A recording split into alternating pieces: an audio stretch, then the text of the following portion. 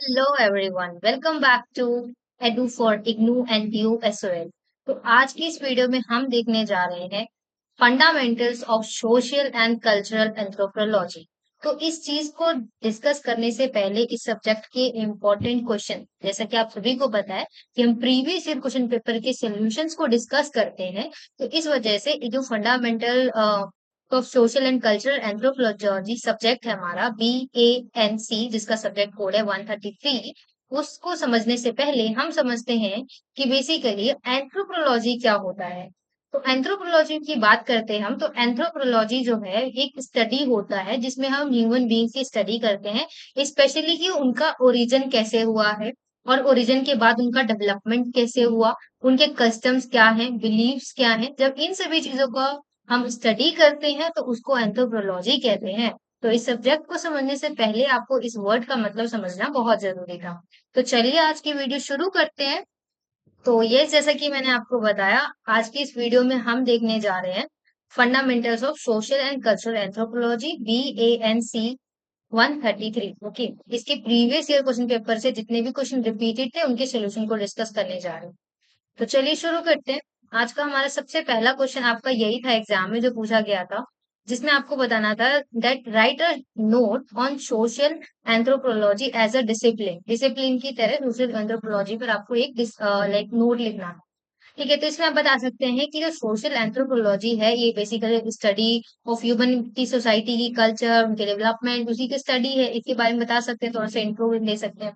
और फिर उसके डिसिप्लिन की बात करें तो जैसे कि हमारा इसका डिसिप्लिन क्या होता है कि जो जितने भी वेरियस एस्पेक्ट्स होते हैं सोशल लाइफ के, चाहे वो हो गया family, religion, economy, politics, arts, इन सभी एस्पेक्ट्स को हम डिसिप्लिन, इस डिसिप्लिन के अंतर्गत देखते हैं, पढ़ते हैं, समझते हैं। ठीक है, सोशल एंथ्रोपोलॉजिस्ट जो होते हैं वो ऑफन कंडक्ट करते हैं फील्ड वर्क को।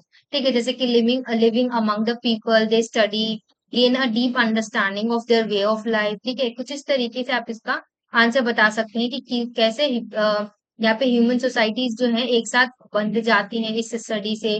Bye examines both contemporary and historical, जो हमारी सोसाइटीज थी, और सोशल एंथ्रोपोलॉजी जो है वो प्रोवाइड कराता है हमें ऐसे इंसाइट जिसके through complexities of human behaviour, social structures, और जो हेल्पिंग अप्रिशिएट करते हैं the richness and the diversity of human life, उस चीज को हम समझने में आसान है। तो कुछ इस तरीके से आप इस आंसर को लिख सकते थे। आई होप आपको समझ में आ गया होगा। इसमें आप कुछ अपने वर्ड्स भी ऐड ऑन कर सकते हैं ताकि एज इट इज आपका आंसर ना लगे एग्जाम में, थोड़ा सा डिफरेंस हो। ठीक है, तो आप थोड़ा सा इग्नू के बुक से ले लें और भी चीजें ऐड ऑन कर लें। ठीक है, और थोड़ा अपने पॉइंट ऑफ व्यू आप क्या समझते हैं वो लिखें।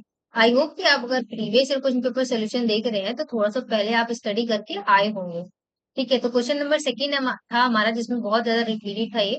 इसमें हमें डिफाइन करना था सोशल इंस्टीट्यूशंस को और डिफरेंट टाइप्स ऑफ मैरिजेस को, मैरिजेस के कितने टाइप्स होते हैं, शादियों के टाइप। ठीक है, बेसिकली सोशल इंस्टीट्यूशन क्या होते हैं, ये बेसिकली स्ट्रक्चर सिस्टम होता है जिसमें social order, governing behaviour and expectation in society, जो सोसाइटी है उसके बिहेवियर क्या होगा, एक्सपेक्टेशंस क्या होंगी, चीजें। ठीक है, जैसे इसमें इंक्लूड कर सकते हैं हमारा फैमिली हो गया, एजुकेशन हो गया, रिलीजन, इकोनॉमी, गवर्नमेंट, इन सभी चीजों को। ठीक है, और ये जो मैरिज है उसके की सोशल इंस्टीट्यूशन होते हैं, वेरियस टाइप्स ऑफ कल्चर्स होते हैं, हर हर एक कल्चर में मैरिज अलग अलग होता है। आप इंडिया में अगर रहते हैं तो आपने देखा होगा इंडिया में ही कितने टाइप्स ऑफ कल्चर्स के मैरिजेस होते हैं। ठीक है, तो उसको भी बता सकते हैं आप, कुछ भी चीज बता सकते हैं। तो बेसिकली हम मेन बात करें तो हमारे चार होते हैं, जिसमें जिसमें हमारा होता है मोनोगामी। इसमें क्या होता है कि एक पर्सन जो है एक ही पार्टनर से मैरिज करता है। बेसिकली ये एक कॉमन है, मतलब ऑल द सोसाइटीज में ये कॉमन रूल है। ठीक है, और पोलीगमी के में क्या होता है कि इसमें ना एक पर्सन जो है मल्टीपल पार्टनर से मैरिज करता है, चाहे एक मैन बहुत सारे वुमेन से शादी करता है या एक वुमेन बहुत सारे मेन से, मल्टीपल मेन से शादी करती है। ठीक है, तो ये होता है हमारा पॉलीगमी टाइप ऑफ मैरिज। ठीक है, एक होता है हमारा अरेंज्ड मैरिज, को आप सभी को पता ही होगा कि जिसमें हमारी फैमिली जो है अरेंज कराते हैं और यूनियन यूनियन होता है दो फैमिलीज का एक साथ, का ब्राइड्स और ग्रूम के साथ साथ दो फैमिलीज का भी एक साथ यूनियन होता है। और लव मैरिज होता है जिसमें इंडिविजुअल्स अपने पार्टनर्स को खुद ही चुनते हैं और म्यूचुअल अफेक्शन के साथ, लव के साथ वो मैरिज कर लेते हैं। ठीक है, तो ये लव मैरिज होता है। तो इस तरीके से आप डिफाइन कर सकते थे। नेक्स्ट है क्वेश्चन नंबर थर्ड, जिसमें पूछा गया है आपसे discuss the role of socialisation in the gender stratification. अगर आप सभी को लग रहा होगा ना कि ये क्वेश्चन पता नहीं इंपॉर्टेंट होगी नहीं, तो आप एक बार प्रीवियस क्वेश्चन पेपर उठा के देख लेना, वहां पे आपको ये सारे क्वेश्चन मिल जाएंगे। बिकॉज ये क्वेश्चन है ही इतने इंपॉर्टेंट, तो दैट्स वाई हम इन्हीं क्वेश्चंस के सिलेक्टेड क्वेश्चंस के आंसर्स को देख रहे हैं, ठीक है। तो देखते हैं अब सोशलाइजेशन में जेंडर स्ट्रेटिफिकेशन का क्या महत्व होता है। तो जो सोशलाइजेशन है उसमें ये जो प्रोसेस है through which individuals learn and internalise the values norms and behaviours of their culture. ये जो है एक बहुत ही क्रूशियल रोल प्ले करता है, जिसमें जेंडर को, रोल को, एक्सपेक्टेशंस को कंट्रीब्यूट करता है। जेंडर का जो स्ट्रैटिफिकेशन होता है उसमें इससे क्या होता है, यंग एज के जितने भी चिल्ड्रंस होते हैं उनको टॉट किया जाता है what is considered appropriate behaviour to their gender, कि मतलब आपके जेंडर के अकॉर्डिंग क्या अप्रोप्रिएट बिहेवियर है, ये चीज यहाँ पे दिखाई सिखाई जाती है। ठीक है, तो these learned behaviors can limit opportunities and reinforce stereotypes, leading to unequal treatment and status between genders. By understanding and challenging these socialization जितने भी process हैं, societal can work towards gender and gender equality, ठीक है, greater gender equality. तो इसमें यही है, बताया गया है कि कैसे जो ये सोशल स्ट्रेटिफिकेशन है वो किस तरीके से वर्क करता है, कि कैसे एक यंग एज के बच्चे को भी सिखा दिया जाता है कि अगर आप मेल हैं तो आपको ये बिहेवियर होना चाहिए, अगर आप फीमेल है तो ये बिहेवियर होना चाहिए। हालांकि ऐसा होना नहीं चाहिए, भले ही कुछ चीजें एक हद तक अच्छी लगती हैं, बट हर चीज में ये चीज नहीं होनी चाहिए। जेंडर इक्वालिटी होना बहुत इंपॉर्टेंट है, ठीक है, ये बात तो आप अच्छे से जानते हो। नेक्स्ट हमें लिखना है शॉर्ट नोट, जिसमें एंथ्रोलॉजी एंड इकोनॉमिक जेनोलॉजी, लीनियज सोसाइटीज, इनके बारे में बताना है। तो आप चाहें तो वीडियो पॉज करके देख सकते हैं कि क्या होता है। एंथ्रोपोलॉजी और इकोनॉमिक्स की बात करें तो ये इंटरसेक्ट करता है द स्टडी ऑफ हाउ जो सोसाइटी है वो ऑर्गेनाइज कैसे हुई है, उसका प्रोडक्शन, डिस्ट्रीब्यूशन, कंजम्पशन कैसे हुआ है रिसोर्सेज का, ठीक है, जितनी भी रिसोर्सेज है। और जो इकोनॉमिक एंथ्रोपोलॉजी है वो देखती है डिफरेंट डिफरेंट इकोनॉमिक सिस्टम को, जिस चाहे वो स्मॉल स्केल की सोसाइटी से लेकर ग्लोबल कैपिटलिज्म तक हो गया, ये सभी चीजें। फॉर एग्जाम्पल अगर बात करें, कुछ कल्चर्स होते हैं जिसमें गिफ्ट गिविंग एंड रेसिप्रोकेसी, ये बहुत ही क्रूशियल इकोनॉमिक एक्टिविटी होता है, ठीक है, जिसमें रिफ्लेक्ट करता है कि जितनी भी सोशल टाइज हैं, ऑब्लिगेशंस है, वो रेदर देन मेयर ट्रांजेक्शन, ठीक है। नेक्स्ट है हमारा लीनेज सोसाइटी, जिसमें क्या होता है, लीनेज सोसाइटीज में ये ट्रेस करते हैं descents through a common ancestors को, which can be either material और पार्टलिनियल, ठीक है। तो इस में आप ला सकते हैं थ्रू फादर और थ्रू मदर, इन वर्ड्स का मतलब है, ठीक है। यहाँ पे थोड़ा सा हाईलाइट करके आप ध्यान से पढ़िएगा, ठीक है। तो in many African Asian societies में अगर बात करें तो लीनेजेस क्या होता है, from the bases of community organisation providing support and identity to their member, ठीक है। नेक्स्ट क्वेश्चन नंबर 5 पे आते हैं, जिसमें आपको डिस्कस करना है पॉलिटिकल इंस्टीट्यूशंस के बाद साथ में के बारे में फॉर विद सुटेबल एग्जांपल्स। जैसे कि हमारा डेमोक्रेसी हो गया, मोनार्की होता है, जिसमें एक जो होता है सिंगल रूलर होता है, ऑफन जो हमारा हेरिडिटी है holds significant power. For the United kingdom जो है उसमें मोनार्की है, डेमोक्रेसी है, जैसे कि हमारा, ठीक है, ठीक है, इंडिया में भी, ठीक है। और ऑथोरिटेरियनिज्म, जिसमें क्या, जिसको हम ऑथोरिटेरियनिज्म कहते हैं, इसमें क्या होता है, कंसंट्रेट होते हैं पावर्स का इन अ सिंगल अथॉरिटी के अंदर स्मॉल ग्रुप्स के साथ, ठीक है, वो जिसमें लिमिटेड पॉलिटिक्स फ्रीडम्स होती हैं। फॉर एग्जांपल हमारा हो गया नॉर्थ कोरिया, ठीक है। ट्राइबल काउंसिल्स क्या होते हैं, जैसे कि हमारा नेटिव अमेरिकन ट्राइब से जो हमारा, वो इसका बहुत अच्छा खासा एग्जाम्पल होता है, ठीक है, ट्राइबल काउंसिल्स का। तो these institution shapes the distribution of the power and resources, influence social and order and stability, ठीक है। तो नेक्स्ट क्वेश्चन नंबर 6 पे आते हैं, जिसमें आपको सिंबॉलिक अप्रोच के बारे में बताना है। देखिए ये आंसर्स ऐसे हैं ना, आपको जो एग्जाम में सोचना नहीं पड़ेगा, तो आप चाहें जाएंगे एग्जाम क्वेश्चन पढ़ेंगे और आप लिखना आंसर स्टार्ट कर देंगे, बाकी तो आगे आप लिखते चले, जब एक बार लिखने स्टार्ट कर देते हैं तो चीजें माइंड में आते रहती हैं, ठीक है, और आप उसको एड ऑन कर सकते हैं अपने वर्ड्स में भी। तो इस तरीके से आंसर्स आपको हेल्प करें। तो ये जो सिंबॉलिक अप्रोच है एंथ्रोपोलॉजी में, वो फोकस करता है अंडरस्टैंडिंग कल्चर का थ्रू सिंबल हो गया, रिचुअल्स हो गया, मीनिंग्स हो गया, इनके थ्रू, ठीक है। फॉर एग्जाम्पल अगर हम बात करें, a wedding ceremony can be analyse for its symbol, जैसे कि हमारा रिंग्स हो गए, वॉज यानी वचन जितने भी लिए जाते हैं, to reveal deeper social values about marriage and relationship, ठीक है। तो ये एग्जाम्पल आप यहाँ पे दे सकते थे। नेक्स्ट है right a note on the essence of field work in anthropology.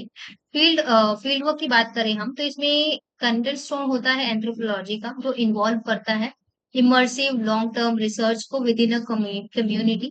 Anthropologist जो होते हैं, एक अमंग उनके सब्जेक्ट्स पार्टिसिपेट डेली एक्टिविटीज ये सभी चीजें वो ऑब्जर्व करते हैं सोशल इंटरैक्शंस के साथ, ताकि ताकि उनको डीप अंडरस्टैंडिंग हो सके उनके कल्चर का। ठीक है, ये मेथड जो है प्रोवाइड करता है एक रिच क्वालिटेटिव डाटा को, that can not be captured through surveys और सेकेंडरी रिसर्चेज, जिसको रिसर्चेज या फिर सर्वे के थ्रू नहीं गैदर किया जा सकता है। ठीक है, फील्ड वर्क जो है हमें हेल्प करता है एंथ्रोपोलॉजिस्ट को basically to see the world from the perspective of the people they study. जिस भी पीपल्स के बारे में पढ़ रहे हैं वो पीपल के पॉइंट ऑफ व्यू से जो एंथ्रोपोलॉजिस्ट होते हैं वो वर्ल्ड को समझ पाते हैं। इस चीज में वो चीज फील्ड वर्क जो है हेल्प करती है। ठीक है, तो यहाँ पे आप बता सकते हैं कि कैसे ये जो फील्ड वर्क है वो इन्वॉल्व करता है इमर्सिव को, ठीक है, लॉन्ग टर्म रिसर्च को विद इन अ कम्युनिटी। ठीक है, की techniques include participation, observation, interviews and note taking हो गया। The insight gain through field work are crucial for building comprehensive, empathetic and accurate response representation of different cultures and societies. Okay, I hope कि आपको समझ में आ गया होगा। Next question number 8 पे आते हैं हम, जिसमें हमें शॉर्ट नोट अगेन लिखना है। तो आर्मचेयर एंथ्रोपोलॉजिस्ट बेसिकली कंडक्ट करता है रिसर्च को, ड्रॉ करता है कंक्लूजन को about the culture without direct field work. ठीक है, उसमें आपने देखा फील्ड वर्क के बारे में, बट इसमें क्या होता है विदाउट फील्ड वर्क। ठीक है, पार्टिसिपेंट्स ऑब्जर्वर्स, इसमें क्या होता है पार्टिसिपेंट ऑब्जर्वर में एक की फील्ड वर्क होता है का मेथड होता है, जिसमें ना एंथ्रोपोलॉजिस्ट इमर्स करते हैं अपने आप को for the daily life of their subject, मतलब जो उनका सब्जेक्ट है उस सब्जेक्ट में अपने आप को इमर्ज कर देते हैं, अपनी लाइफस्टाइल ही उसी तरीके से बनाते हैं। ठीक है, so this method helps anthropologists to understand the context and the meaning of social interactions from an insider's perspective। मतलब एक्चुअली में वो अगर उस चीज को हम जीते हैं तो वो हमें कैसा फील देगा या कैसा वो चीज होगा, तो वो अंदर से वो इनसाइडर पर्सपेक्टिव से उस चीज को एंथ्रोपोलॉजिस्ट जो है समझ पाते हैं, पार्टिसिपेंट जब वो ऑब्जर्वेशन करते हैं तब। तो नेक्स्ट क्वेश्चन नंबर 9 पे आते हैं, इसमें आपको हिस्टोरिकल कॉन्टेक्स्ट के बारे में बताना है, development of social and cultural anthropology. तो इसकी बात करें हम, तो इसका डाइवर्स ह्यूमन सोसाइटीज के अंदर 19वीं सेंचुरी यूरोपियन कॉलोनियल एक्सपेंशन से लेकर एक्सपोज हुआ था रिसर्चर्स को जो वेरियस कल्चर्स में sparkling interest in a systematic study. Early anthropologist जितने भी हैं हमारे, जैसे कि हमारे ईबी टेलर हो गए, ठीक है, लुइस हेनरी मोर्ना हो गए, ये एंथ्रोपोलॉजिस्ट है। ठीक है, तो हमारा जो अर्ली 20वीं सेंचुरी था वो एक तरीके के शिफ्ट की तरह देखा जा सकता है कि कैसे उसमें एक तरीके से अचानक से शिफ्ट आ गया था towards field work based research with pioneers like ब्रॉन्ज। अभी तक तो फील्ड वर्क बेस्ड रिसर्च नहीं हो रही थी, पर 20वीं सेंचुरी के बाद जो है हमें शिफ्ट देखने को मिला रिसर्चेज में, जो कि फील्ड वर्क बेस्ड रिसर्चेज थे। और फील्ड वर्क रिसर्च क्या होता है हम अभी डिस्कस कर चुके हैं, तो आप ऊपर जाके देख सकते हैं। नेक्स्ट है क्वेश्चन नंबर 10, जिसमें आपको डिफाइन करना है सोसाइटी को, ठीक है, और उसके कल्चर और ह्यूमन कंस्ट्रक्शन। तो सोसाइटी एक बेसिकली ग्रुप ऑफ इंडिविजुअल होता है जो टुगेदर एक साथ या एक इन अ मोर और लेस और ऑर्डर्ड कम्युनिटी में रहते हैं, नॉर्म्स, वैल्यूज और इंस्टीट्यूशन को शेयर करते हैं। Culture basically set of learn behaviours होता है, जिसके अलग अलग बिलीफ होते हैं, एटीट्यूड होते हैं, वैल्यूज होते हैं। ठीक है, और जो बोथ जो सोसाइटी हो गया या कल्चर हो गया, ये ह्यूमन कंस्ट्रक्शन को बनाने के लिए बहुत इंपॉर्टेंट है। फॉर एग्जाम्पल कल्चरल नॉर्म्स जो होंगे वो डेडिकेट करते हैं लैंग्वेजेस को, यूज को, ड्रेस कोड्स अलग होते हैं, रिचुअल्स अलग होते हैं, फूड अलग होता है, सोसाइटल स्ट्रक्चर अलग होता है, ऑर्गेनाइजेशन गोल्स अलग होते हैं। ठीक है, तो ये रिलेशनशिप जो है, power dynamics, these construction are not statics, they evolve with changing human needs and historical context. Okay, I hope it is clear to you. Next question number 11 पे आते हैं, what is kinship. I hope आप सभी को पता है kingship क्या होता है। बेसिकली एक तरीके का सोशल बॉन्ड होता है जो रिलेशनशिप ड्रिवन करता है from the blood ties and marriage और अडॉप्शन। ठीक है, ये बेसिकली फॉर्म करता है the foundation of social organisation in many society, determining roles, responsibility and social networks. ठीक है, और किंगशिप जो एफिलिएशन क्या होता है, इसमें ना कनेक्शन होता है जो डिफाइन करता है हमारा सोशल आइडेंटिटी को, इंटरहेंस जो राइट्स होते हैं उसको, ग्रुप मेंबरशिप को, उन सभी चीजों को। नेक्स्ट क्वेश्चन नंबर 12 पे आते हैं, ये हम ऑलरेडी डिस्कस कर चुके हैं, तो आप अभी हम इसको स्किप कर रहे हैं। ठीक है,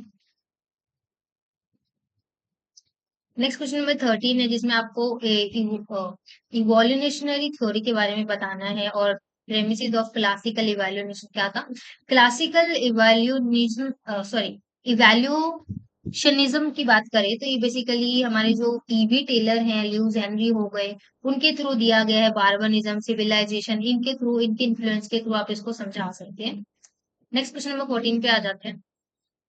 व्हाट इज एन इंटरव्यू? आप बता सकते हैं कि इंटरव्यू क्या होता है? एक मेथड ऑफ डाटा कलेक्शन होता है involving direct verbal interaction between the researcher and the participants. Types, इसके टाइप्स ऑफ इंटरव्यूज बात करें हम तो स्ट्रक्चर इंटरव्यूज होता है, सेमी स्ट्रक्चर होता है, अनस्ट्रक्चर इंटरव्यूज होते हैं, फोकस ग्रुप्स होता है जिसमें ग्रुप्स इंटरव्यूज होते हैं, जैसे कि टॉपिक्स में होता है, एग्जाम्पल के लिए मार्केट रिसर्च डिस्कशन हो गया। ठीक है, तो नेक्स्ट क्वेश्चन नंबर 15 पे आते हैं, जिसमें अगेन आपको शॉर्ट नोट लिखना है। रैपोर्ट बिल्डिंग की बात करें तो इन्वॉल्व करता है creating a trusting and respectful relationship between the researcher and participant. जो रिसर्च कर रहा है और जिसने पार्टिसिपेट किया है, उन दोनों के बीच में ट्रस्टफुल और रिस्पेक्टफुल रिलेशनशिप बिल्ड करने के लिए रैपोर्ट बिल्डिंग बहुत इंपॉर्टेंट है। और नेक्स्ट अगर हम बात करें पार्टिसिपेंट ऑब्जर्वर ऑब्जर्वेशन की, तो बेसिकली पार्टिसिपेशन आई गेस कि हम ऑलरेडी डिस्कस कर चुके हैं। तो ये अगेन वही है कि जिसमें फील्ड वर्क जो मेथड होता है वो नहीं यूज करते हैं जो रिसर्चर्स होते हैं, और वो इंगेज करते हैं इन डेली एक्टिविटीज। ठीक है, और वो ऑब्जर्व करते हैं इंटरैक्शंस को और बिहेवियर को, जो डेली एक्टिविटीज होती है। ये कंबाइन कर सकता है हमारे पार्टिसिपेशन को एंड ऑब्जर्वेशन को to offer a comprehensive understanding of social life. जो कॉम्प्रिहेंसिव जो चीज होगी ना अंडरस्टैंड करने के लिए सोशल लाइफ को, वो चीज में ये चीज जो है हेल्प करती है। तो यहाँ पे क्वेश्चन खत्म होता है। सारे क्वेश्चन कंप्लीट होते हैं। आई होप आपको सारे क्वेश्चन समझ में आ गए होंगे। इनके अलावा किसी और सब्जेक्ट का सोल्यूशन अगर आपको चाहिए तो do write in the comment section. I will reply you as soon as possible. So यहाँ तक वीडियो देखने के लिए आपका बहुत बहुत धन्यवाद। Don't forget to like share and subscribe, and thanks for watching.